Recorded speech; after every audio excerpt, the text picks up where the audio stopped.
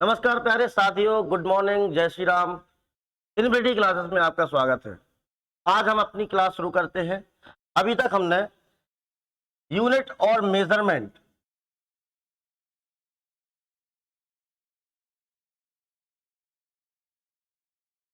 इकाई और मापन, इसको हम पढ़ चुके हैं। इकाई और मापन पढ़ने के बाद जो हमारा अगला स्टेप आता है वो आता है इसके मैकेनिक्स टॉपिक को पढ़ने का। क्या कहलाता है मैकेनिक्स, उसके बारे में थोड़ा चर्चा कर लेते हैं। देखिए साथियों, मैकेनिक्स का मतलब होता है कि जब कोई ऑब्जेक्ट मोशन के अंदर हो, मोशन मतलब वो गति कर रहा हो, उसे हम मैकेनिक्स के अंदर डील करते हैं। अब बात आती है कि सर मोशन क्या कहलाता है। कैसे पता चलेगा कि वस्तु मोशन में है या वस्तु गति में है। इसका मतलब ये होता है कि अगर मान लो कोई ऑब्जेक्ट इस जगह पर है और इस जगह से किसी समय के बाद कहीं यहां पहुंच जाए, मतलब इसने अपनी स्थिति को क्या किया, चेंज किया, यहां से लेके यहां तक।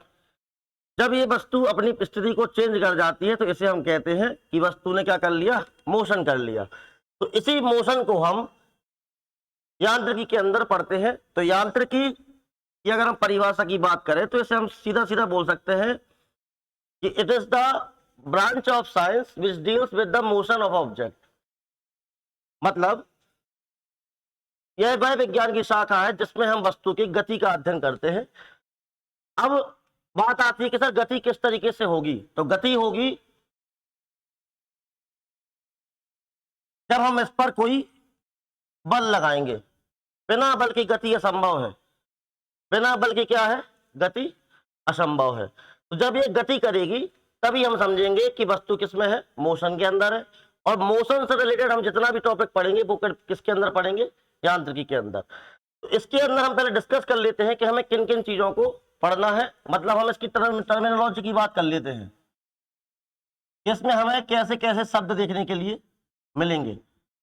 जैसे जब वस्तु कोई मार्ग तय करेगी तो उसे हम बोलेंगे कि वस्तु ने क्या की, तय दूरी। दूरी को पढ़ेंगे। दूरी के बाद विस्थापन को पढ़ेंगे। विस्थापन के बाद चाल को पढ़ेंगे, वेग को पढ़ेंगे, औसत चाल पढ़ेंगे,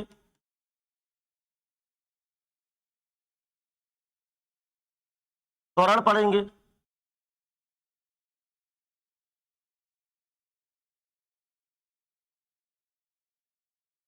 वेग, संवेग, आवेग, इन सबको हम पढ़ेंगे किसके अंदर, मैकेनिक्स के अंदर। दूरी, विस्थापन, चाल, वेग, औसत, त्वरण, वेग, संवेग, इन सबको हम जिसमें अध्ययन करते हैं वो किसमें अध्ययन करते हैं, हम मैकेनिक्स के अंदर। तो मैकेनिक्स में दो चीजों का अध्ययन किया जाता है, एक तो मोशन और एक फोर्स, गति एवं बल। मोशन और फोर्स दोनों को जब हम पढ़ते हैं, फोर्स के बिना गति असंभव है, बिना फोर्स के मोशन हो नहीं सकता। अगर वस्तु स्थितिक है,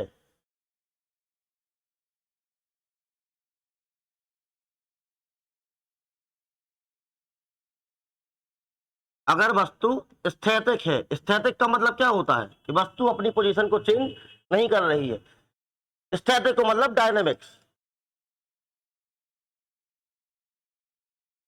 स्टैटिक का मतलब होता है डायनेमिक। डायनेमिक मतलब वो अपनी जगह पर है। और काइनेमेटिक्स जो दूसरा ब्रांच है, इसका मतलब हम सिर्फ किसका बात करते हैं, मोशन की बात करते हैं। तो मैकेनिक्स के अंदर भी दो पार्ट है, डायनेमिक्स और काइनेमेटिक्स। डायनेमिक्स मतलब वस्तु अपनी स्थिति में है, काइनेमेटिक्स मतलब वस्तु गति कर रही है। तो साथियों इन सब चीजों को हम पढ़ेंगे। तो शुरुआत करते हैं हमारे इस टॉपिक की।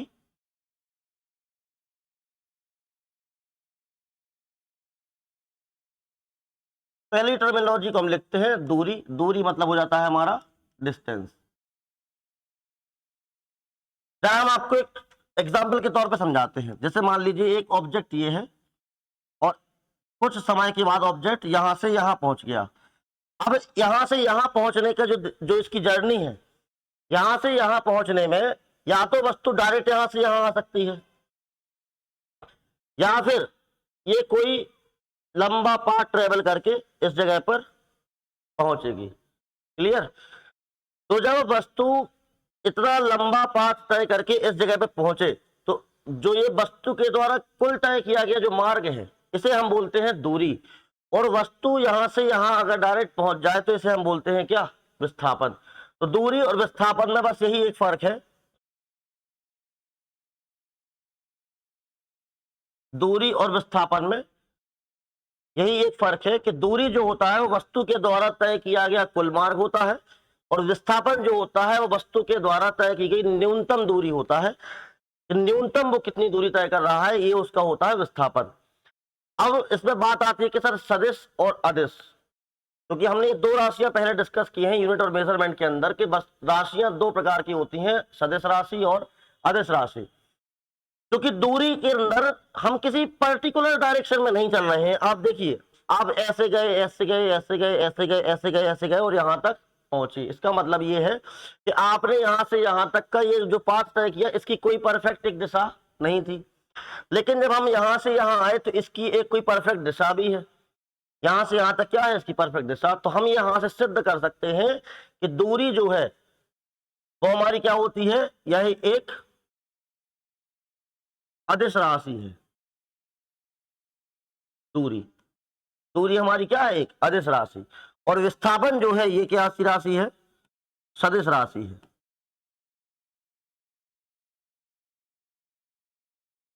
ये कैसी राशि है? सदिश राशि है। तो अगर हम इनकी परिभाषाओं को लिखें तो देखिए यहां पर हम परिभाषाओं को डिस्कस करते हैं, दूरी की परिभाषा और विस्थापन की परिभाषा।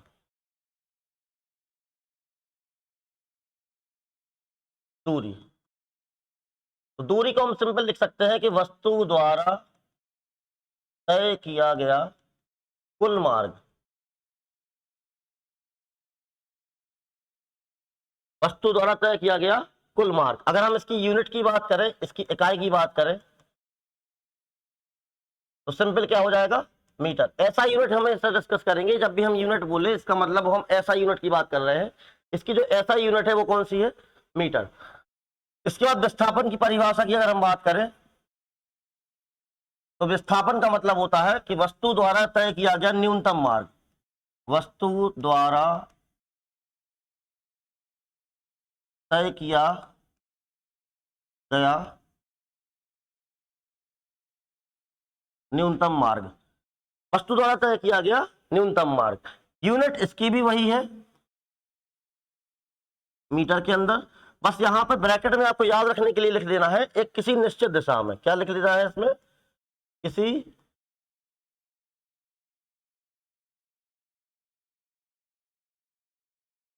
निश्चित दिशा में, ताकि याद रहे कि दूरी और विस्थापन में फर्क क्या है। वस्तु द्वारा तय किया गया न्यूनतम मार्ग हमारा विस्थापन कहलाता है, वस्तु द्वारा तय किया गया कुल मार्ग हमारी डिस्टेंस कहलाती है, दूरी कहलाती है। तो ये बात हमारी हो गई दूरी और विस्थापन की। आप इसे नोट कीजिए। इसके बाद चलते हैं आगे।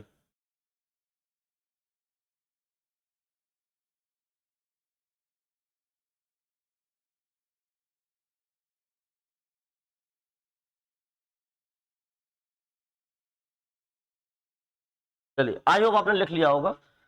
आगे चलते हैं। अगली बात आती है हमारी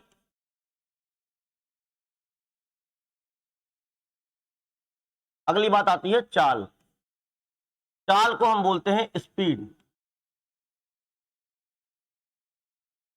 चाल को हम बोलते हैं स्पीड। गणित में भी आपने पढ़ा होगा कि चाल बराबर दूरी बटे समय, ये फॉर्मूला आपने पढ़ा होगा। तो हम क्या बोल सकते हैं कि इकाई समय में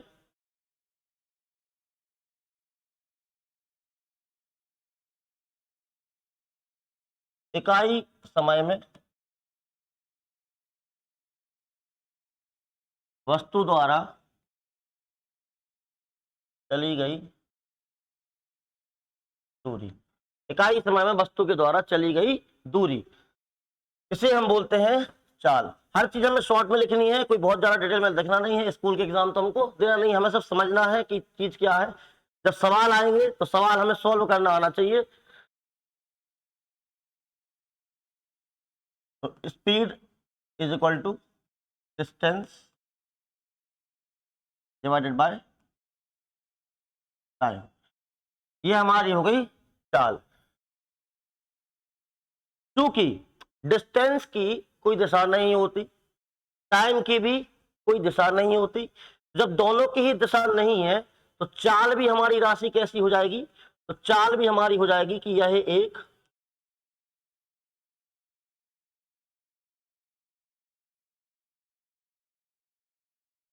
अदिश राशि है। आपको कोई कंफ्यूजन नहीं रहेगा, आप हमारे पर विश्वास कीजिए कि अदिश और सदिश को पहचानने में कभी कोई कंफ्यूजन नहीं रहेगा।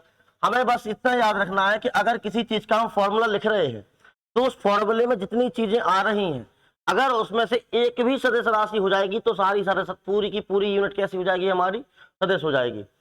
सदिश और अदिश में फर्क भी मैंने आपको यही बताया था कि सदिश के अंदर जब हम जोड़ घटाना ये करते हैं तो उसके लिए हम विशेष नियमों का प्रयोग करते हैं, मतलब उसमें सिंपल प्लस माइनस नहीं होता जैसे कि अदिश राशि में होता है। जैसे अदिश राशि मान लो हमने कहा कि हमने 5 मीटर डिस्टेंस चली, इसके बाद हमने 10 मीटर डिस्टेंस चली, तो हमने कहा कि टोटल डिस्टेंस हमने चली 15 मीटर। ये देखिए मैथ के सीधे सीधे प्लस के साथ ये जुड़ गया, तो मतलब जिसमें मैथ के या गणित के किसी विशेष नियमों का प्रयोग नहीं होता उनको हल करने के लिए उन्हें हम अदिश राशि कहते हैं। लेकिन वेक्टर क्वांटिटी के अंदर हम गणित के विशेष नियमों का प्रयोग करते हैं, वो डायरेक्ट ऐसे प्लस माइनस के साथ नहीं जोड़ते हैं। ये आपको बात याद रखनी है। तो चाल कैसी राशि हो गई, अदिश राशि हो गई। अब इसके बाद चाल में एक और चीज आती है जिसे हम बोलते हैं औसत चाल।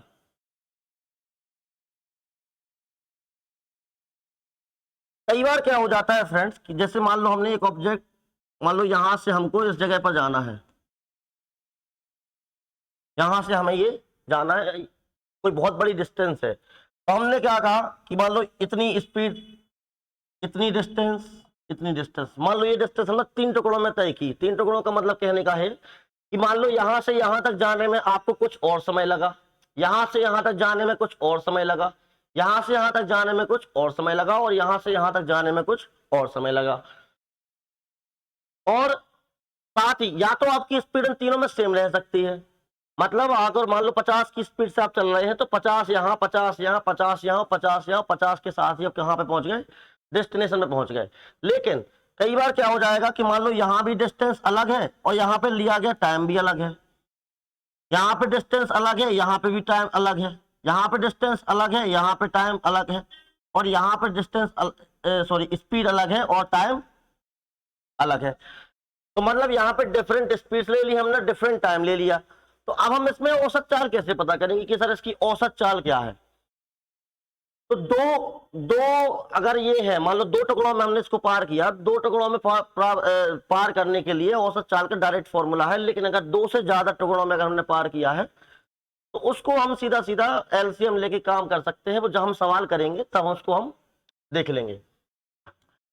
तो औसत चाल हम कैसे निकालें, तो औसत चाल के अंदर देखिए चाल का फॉर्मूला मैंने लिखा है डिस्टेंस अपॉन टाइम, यही फॉर्मूला रहेगा चाहे जो आप चाल लिख लो, औसत चाल लिख लो, तात्कालिक चाल लिख लो, कोई भी लिख लो, तो फॉर्मूला हमेशा यही रहेगा कि डिस्टेंस डिवाइडेड बाय टाइम। तो इसके अंदर औसत चाल के अंदर हम लिखेंगे कि चाल, औसत चाल बराबर हो जाएगा एवरेज स्पीड, एवरेज स्पीड। इसमें हम लिखेंगे कुल चली दूरी, जितनी दूरी हम चल लें टोटल, डिवाइड कर देंगे इसको कुल लिया गया समय, कुल लिया गया समय। ठीक है साथियों, तो कुल चली दूरी और बटे कुल लिया गया समय, इससे हमारी क्या आ जाएगी, औसत चाल आएगी। अब इसका आपको अगर मान लो 2 टुकड़ों में औसत चाल वस्तु अगर तय करे तो इसके हम आपको 2 केस लिखा देते हैं, डायरेक्ट फॉर्मूला भी है। देखिए केस 1 और केस 2 करके लिख लेते हैं, केस 1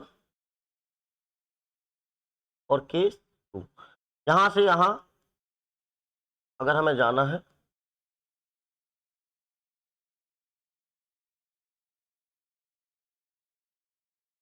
ठीक है, 2 केस लिख लेते हैं इसके अंदर।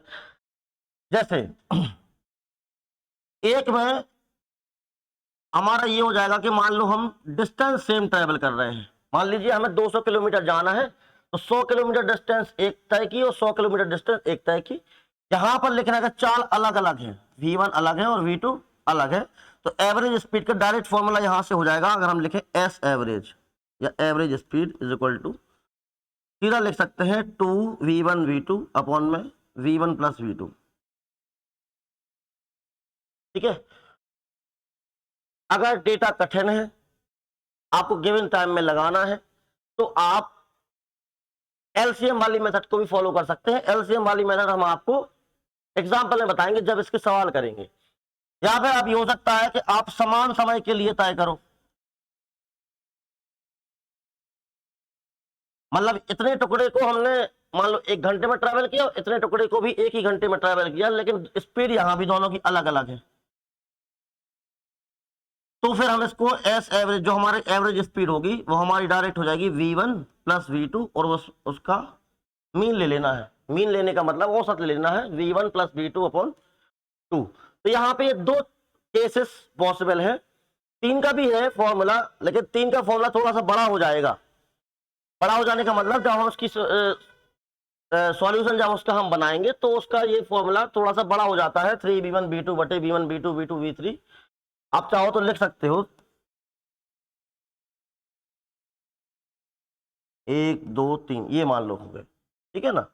और समान डिस्टेंस आपने ट्रेवल की, यहां से यहां भी डी, यहां से यहां डी, और यहां से यहां डी, तो इसका यहाँ पे v1 है, यहाँ v2 है, यहाँ v3 है, तो एवरेज स्पीड जो यहाँ पे हो जाएगी वो हो जाएगी 3v1 v2 v3 अपॉन में v1 v2 v2 v3 plus v1 v3, ये 3 के लिए हो जाएगा। आप चाहो तो इसको लिख सकते हो केस 3। ठीक है साथियों, तो अगर 3 या 3 से ज्यादा का आता है तो मेरा आपको ये सजेशन रहेगा कि आप इस तरीके से ना करके, क्योंकि अगर मान लो v1 v2 v3 कैलकुलेटिव उसने आपको डेटा दे दिया, पॉइंट में दे दिया, तो फिर इस फॉर्मूले को लगाना उतना फीजिबल नहीं रहेगा आपके लिए। तो इसे हम एलसीएम मेथड से सॉल्व कर लेंगे। अगर 2 या 2 से ज्यादा है, 2 तक के लिए तो ये फॉर्मूला फिर भी ठीक है, सॉल्व कर सकते हैं 2 तक के लिए, लेकिन अगर 2 से ज्यादा हो जाएगा, 3 4 5, कभी कभी 4 टुकड़े में भी हो सकता है, तो उसके लिए हमें एलसीएम मेथड का प्रयोग करना है। आप इसको नोट कीजिए।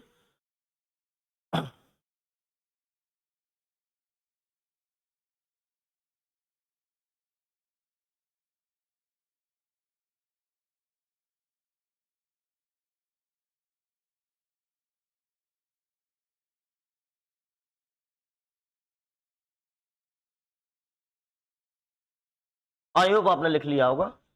आगे चलते हैं, स्पीड के बाद हम बात करते हैं वेग के बारे में।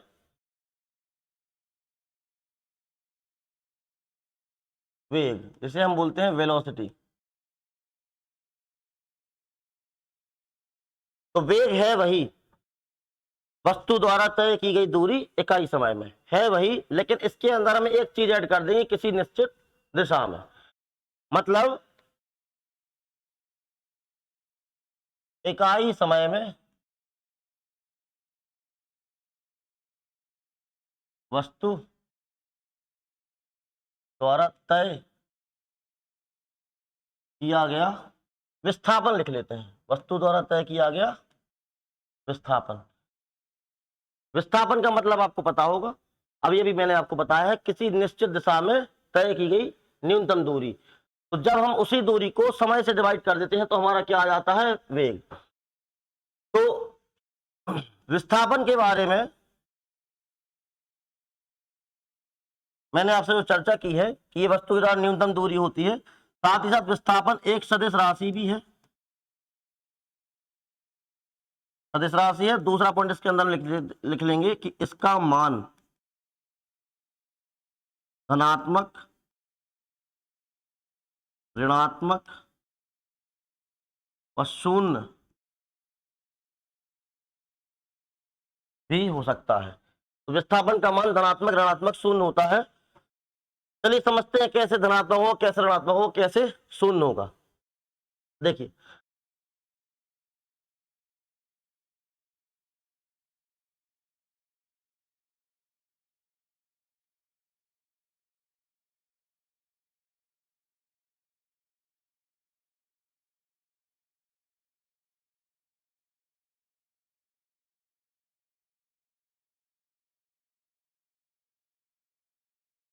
तीन केस हमने आपके सामने लिखे हैं धनात्मक ऋणात्मक शून्य के लिए। जैसे वस्तु को यहां से यहां जाना है, अब हम जब भी कोऑर्डिनेट ज्योमेट्री पढ़ते हैं, कोऑर्डिनेट ज्योमेट्री में हम इसको लेते हैं प्लस एक्स, इसे लेते हैं माइनस एक्स, इसे लेते हैं प्लस वाई, इसे लेते हैं माइनस वाई, ठीक है, जैसे अपने निर्देशांक ज्यामिति बोलते हैं।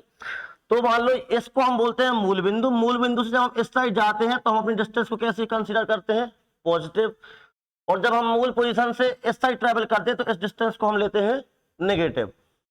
तो जैसे अगर हम मान लो यहां से ये मान लीजिए हमारा घर है, और ये मान लो यहां से मेरा कोचिंग इंस्टीट्यूट है, कोचिंग इंस्टीट्यूट है। तो घर से कोचिंग में हमने जितनी भी डिस्टेंस ट्रेवल की, मान लीजिए मैंने 100 मीटर या 1000 मीटर, 1 किलोमीटर मैंने तय किया, तो घर से कोचिंग की जो 1000 मीटर की जो डिस्टेंस है, इस सीधा सीधा बस यहां से वहां तक हम पहुंच गए। यहां से वहां तक पहुंचने में हमारा विस्थापन कैसा हो जाएगा, पॉजिटिव। यहां से वहां तक कैसा हो जाएगा विस्थापन हमारा, पॉजिटिव। अब ये नेगेटिव कैसे हो जाएगा सर, समझ लीजिए। जैसे मान लो मैं यहां से यहां तक गया और यहां से यहां मैं वापस आया, लेकिन वापस आने के बाद मैं यहां भी चला गया इस पोजीशन पर। ये मेरी पहली पोजीशन है, ये मेरी दूसरी पोजीशन है, और ये मेरी तीसरी पोजीशन है। तो जैसे मान लो यहां से यहां तक की डिस्टेंस मेरी 1000 मीटर है, और यहां से यहां तक की जो मेरी टोटल डिस्टेंस है ये कितनी है, 1500 मीटर है पूरी, यहां से लेके यहां तक की। तो 1000 की जो डिस्टेंस है वो मैंने इस डायरेक्शन में फॉलो करी, इस डायरेक्शन में से हम बोल रहे हैं पॉजिटिव डायरेक्शन। और यहां से जब यहां पर वापस आए इस पॉइंट तक, और इसके बाद फिर मैं यहां आया एक्स्ट्रा 500, यहां से यहां तक मैं इस पॉइंट से यहां तक मैं आया, जो एक्स्ट्रा 500 मीटर आया, ये 1500 टोटल यहां से लेके यहां तक का। तो यहां से यहां तक मैं पहुंचा 1000, यहां से यहां तक मैं आया 1500। तो देखिए ये हमारा स्टार्टिंग पॉइंट था। स्टार्टिंग पॉइंट से भी मैं लेफ्ट तरफ आया, स्टार्टिंग पॉइंट से कहां आया, लेफ्ट तरफ। तो हम इस डिस्टेंस को क्या करेंगे, माइनस करेंगे स्टार्टिंग पोजीशन से। तो 1000 पॉजिटिव, तो यहां पे हम जो विस्थापन निकालेंगे वो कैसे निकालेंगे कि 1000 जो है ये तो हो गया हमारा पॉजिटिव, और जब हम वापस आए तो नेगेटिव में आए हम कितना, 1500। जब हम दोनों को सॉल्व करेंगे तो कितना आएगा, -500 मीटर, -500 मीटर। अब आप एक चीज समझिए कि दूरी या जितनी भी मान लीजिए आपकी अदिश राशि है, उनमें जो उनका वैल्यू होता है वो कभी भी नेगेटिव नहीं होता। तो यहाँ पे ये माइनस साइन ये शो कर रहा कि जो हमारी दूरी चली गई दूरी है वो लेफ्ट तरफ है, ना कि राइट तरफ। तो 500 मीटर ये कैसा आ गया, ऋणात्मक आ गया विस्थापन। ऋणात्मक जाने का मतलब जैसे आप यहां से मार्केट गए, मार्केट से वापस आ गए, तो आपका विस्थापन हो गया शून्य। अब इसके बाद आप इस तरफ कहीं और जाएंगे, मान लीजिए मंदिर आप चले गए, तो जो मंदिर तक जाने में जो आपने दूरी तय की गई ये हो जाएगी आपकी नेगेटिव। जब टोटल हम दूरी आपकी कैलकुलेट करेंगे तो यहां से मार्केट से घर वापस, और वापस से मंदिर तक की, तो वो हो जाएगी हमारी नेगेटिव। तो ये हो गया। और जब सिंपल हम जाने के बाद वापस आ गए तो यहां पर हमारा विस्थापन कितना हो जाएगा, शून्य। ये हमारा तीसरा केस था, थर्ड केस। तो फर्स्ट केस हमारा क्या था, सिर्फ हम जा रहे हैं, ये फर्स्ट केस था। दूसरा केस हमारा ये था कि हम जाके और वापस आ रहे हैं, लेकिन किसी दूसरे पॉइंट तक आ रहे हैं। इसमें 3 पोजीशन हमने ली थी केस 2 के अंदर, पहली, दूसरी, ये वाला था पहला केस, सॉरी ये केस 2 लिख लो, इसको लिख लो केस 1। सिर्फ जाना, जाके वापस आना, लेकिन किसी दूसरे पॉइंट तक जाना, पॉजिटिव, 0, नेगेटिव, तो ये हो जाएगा नेगेटिव। और थर्ड केस के अंदर हम सिर्फ जा रहे हैं और वापस आ रहे हैं, तो यहाँ पे विस्थापन हमारा कैसा हो जाएगा, शून्य हो जाएगा। तो यहाँ पे बात हो जाएगी कि इसका मान धनात्मक, ऋणात्मक और शून्य। ठीक है फ्रेंड्स, आई होप आपको समझ में आ रहा होगा। सिर्फ जाना पॉजिटिव, जाके वापस आना उसी जगह पे शून्य, और उस पॉइंट से भी अगर हमको और पीछे अगर हम जाते हैं तो वो हमारा क्या हो जाएगा, नेगेटिव हो जाएगा। आप इस चीज को नोट कर लीजिए।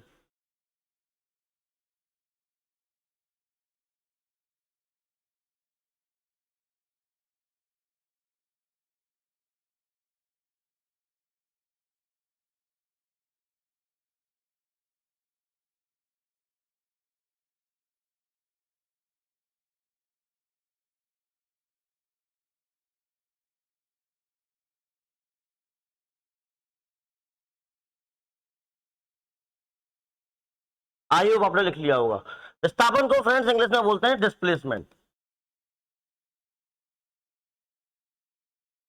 डिस्प्लेसमेंट, तो इस केस के अंदर डिस्प्लेसमेंट पॉजिटिव है, सेकंड केस के अंदर डिस्प्लेसमेंट नेगेटिव है, क्योंकि हम यहां से शुरू किया और यहां से लेके यहां तक हम वापस आए, इस पॉइंट तक, तो जाके वापस आने पे यहां पे हमने नेगेटिव डिस्टेंस ट्रेवल की, और यहां से लेके हम जाके सिर्फ वापस आ गए हैं, ये जाए हैं और यहां से ये वापस आ गए हैं सिर्फ यहां पॉइंट तक, तो ये हमारा शून्य हो गया।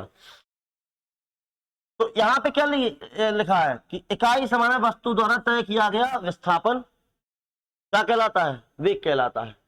या फिर आप ये भी बोल सकते हैं कि विस्थापन जो इस विस्थापन की जो दर है उसे हम बोलते हैं क्या? वेग। दर का मतलब होता है समय से डिवाइड करना, सिंपली।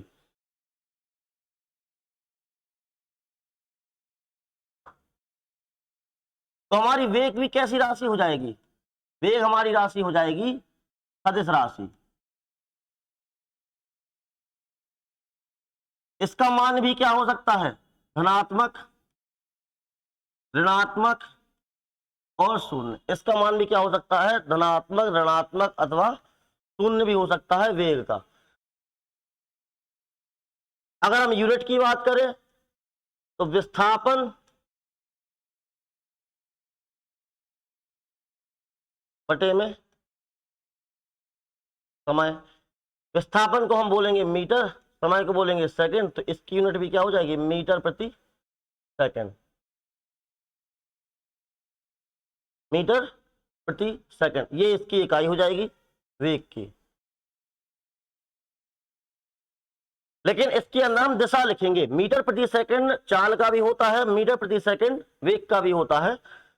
वहां पर हम लिखते हैं दूरी बटे समय, यहां पे हम लिखते हैं विस्थापन बटे समय, क्योंकि जो वेग है हमारा वो किसी एक दिशा में होगा, हमेशा इसके अंदर 7 दिशा लिखी जाएगी वेग के साथ। अगला हम आ जाते हैं वेग के बाद त्वरण।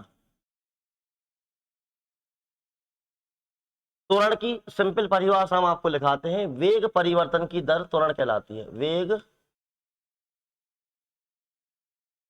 परिवर्तन की दर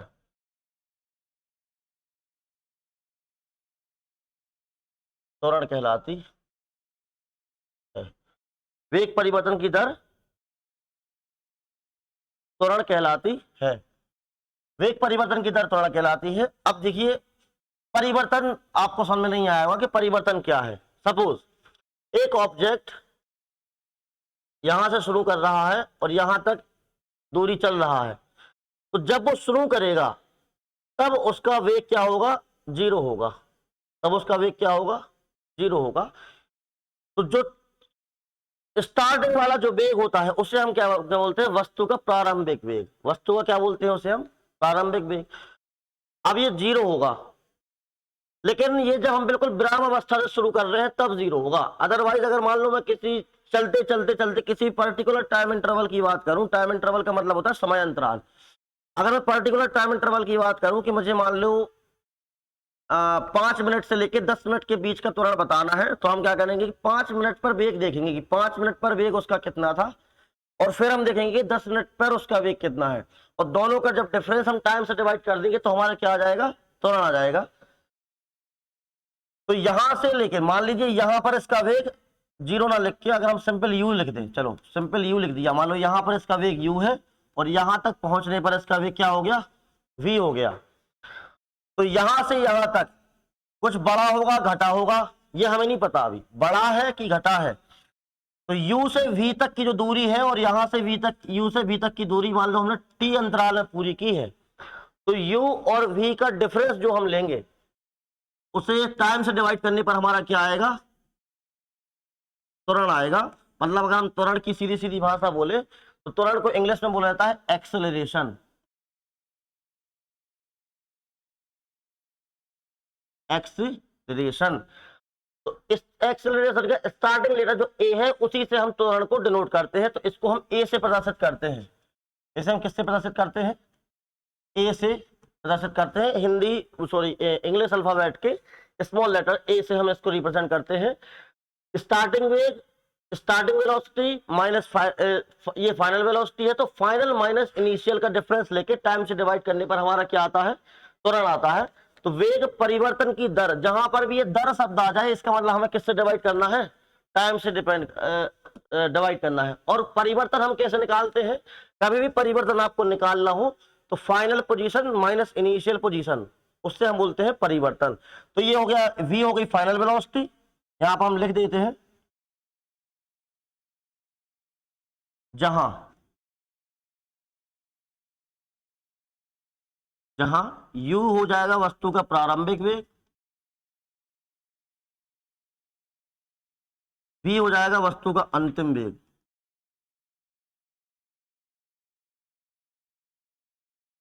v वस्तु का अंतिम वेग और t हो जाएगा समय अंतराल, या लिया आ गया समय, समय अंतराल, t हो जाएगा समय अंतराल। तो v minus you upon T, simple सा फॉर्मूला है त्वरण का, final velocity minus initial velocity upon में टाइम। इससे हम निकाल सकते हैं त्वरण। तो आप इसे नोट कीजिए, फिर हम त्वरण के केस समझते हैं।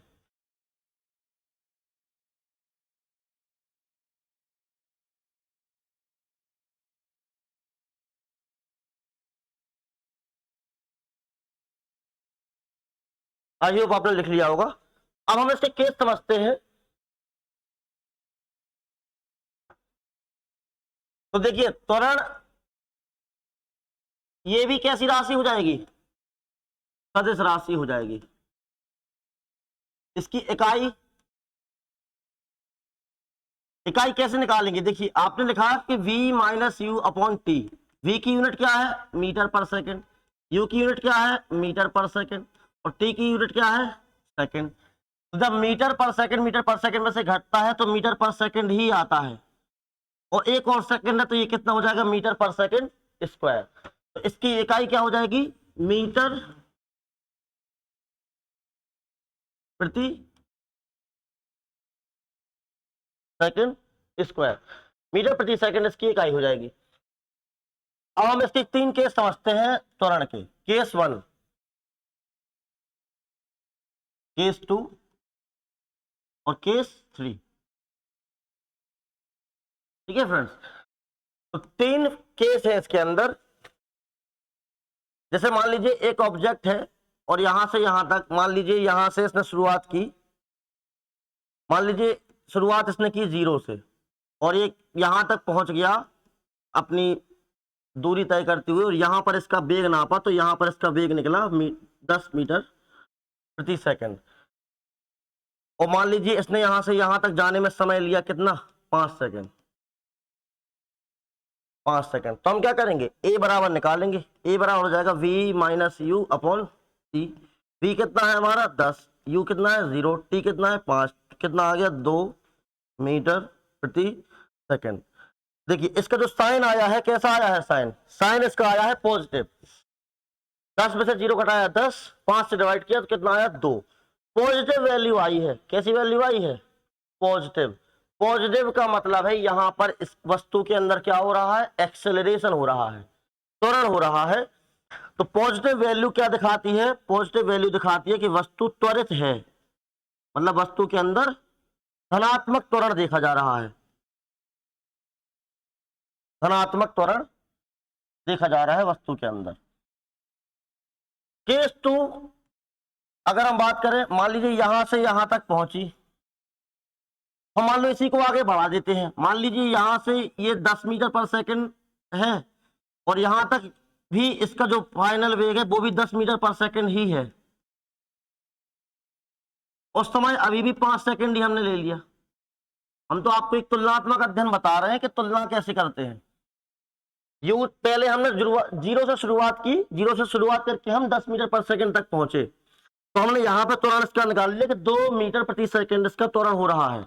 फिर हमने कहा कि अगला 5 सेकंड का जो हमने अंतराल देखा, अगले 5 सेकंड के अंतराल में उसने 10 से शुरुआत की और फाइनल में भी वो 10 पे ही है। तो यहां पर जब हम इसका त्वरण निकालेंगे v minus you upon T करके, तो आप देखेंगे कि 10 माइनस 10 बटे 5, तो यहां पर इसका त्वरण कैसा आ जाएगा शून्य। त्वरण शून्य आ गया।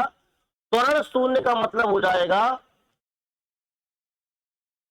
कि वस्तु एक समान वेग से चल रही है। क्या बोलेंगे इसको, वस्तु एक समान वेग से चल रही है। आपको इन शब्दों में बहुत कंफ्यूजन होगा, एक समान चाल, एक समान विस्थापन, एक समान वेग, इनमें बहुत कंफ्यूजन होगा आपको। तो कंफ्यूजन करने की बिल्कुल भी बात नहीं है, सीधा सीधा आप ये देखिए कि जब वस्तु के वेग में परिवर्तन हो ही नहीं रहा है तो मतलब वस्तु का त्वरण समान है। या फिर हम ये बोल सकते हैं कि समान समय अंतराल में समान वेग से अगर वस्तु चल रही है तो इसे हम क्या बोलेंगे कि ये एक समान त्वरित गति है या एक समान वेग से वस्तु चल रही है। तो यहां पर इसका त्वरण कैसा हो गया, शून्य। अगला केस हम देखेंगे,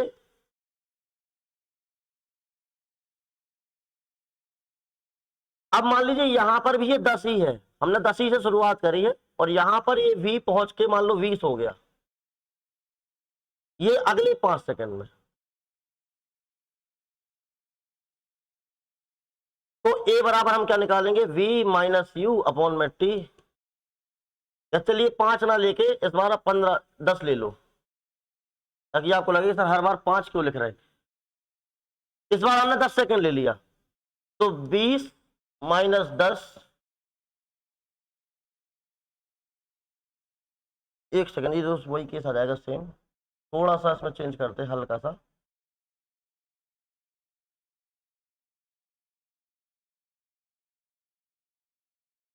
हल्का सा इसमें चेंज करते हैं, 20 ना चल के इसको अपन 5 ले लेते हैं, 5 मीटर पर सेकंड।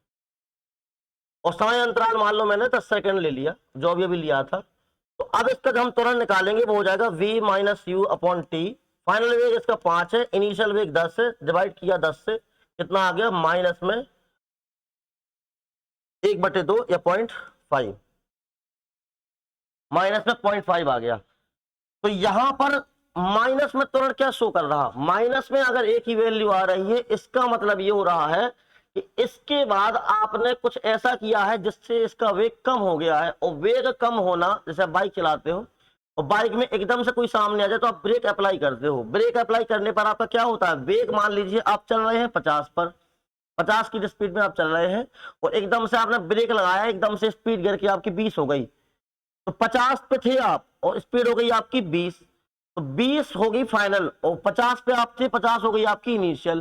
तो 20 में से 50 जब आप घटाओगे तो माइनस में आएगा और टाइम, जितना भी टाइम आपको उसके ब्रेक वो गति करने में लगा, ब्रेक लगाने में लगा, उसे हम डिवाइड करेंगे तो माइनस में आएगा। माइनस का मतलब होता है मंदन।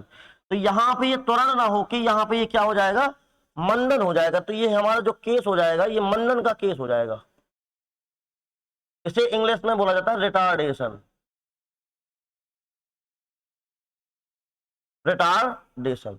तो एक बार में ही आपने तीनों चीजें समझ ली हैं कि एक्सेलरेशन कहां है, एक्सेलरेशन यहां है, यहां पर एक्सेलरेशन शून्य है, मतलब वस्तु एक समान वेग से चल रही है। यहां पर हो जाएगा वस्तु का वेग कैसा, एक समान वेग, और यहां पर हो जाएगा मंदन, क्योंकि इसके अंदर आपने स्पीड को कम किया है या वेलोसिटी को आपने कम किया है।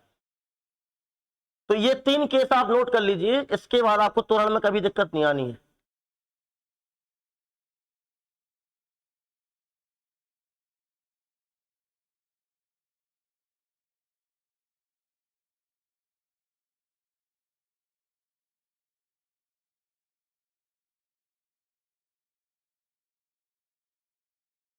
आई होप आपने लिख लिया होगा। तो जब आपको मान लीजिए वो डेफिनेशन पूछ ले, डेफिनेशन मान लो एक क्वेश्चन आ जाए पेपर के अंदर कि वस्तु 5 सेकंड के अंदर 10 मीटर प्रति सेकंड का चेंज दिखाती है, अगले 5 सेकंड के अंदर भी 10 मीटर प्रति सेकंड का चेंज दिखाती है और अगले 5 सेकंड के अंदर भी 10 मीटर पर सेकंड का चेंज दिखाती है। तो इस गति को हम क्या कहेंगे, तो इस गति को हम क्या कहेंगे, एक समान वेग। क्योंकि इसके अंदर त्वरण जब आप निकालोगे ना 10 माइनस 10, 10 माइनस 10, 10 माइनस 10 और अपॉन में जब टाइम करोगे तो वो 0 आएगा। तो जहां पर भी त्वरण शून्य हो उसका मतलब होता है एक समान वेग से वो चल रही है, और एक समान वेग से चल रही है मतलब वो एक समान गति शो कर रही है। तो एक समान गति कुछ नहीं है, जब त्वरण आपका शून्य हो जाए उसी को हम बोलते हैं कि वस्तु एक समान गति से चल रही है। ठीक है, किसी प्रकार का कोई डाउट नहीं रहना चाहिए, एक समान गति यही है।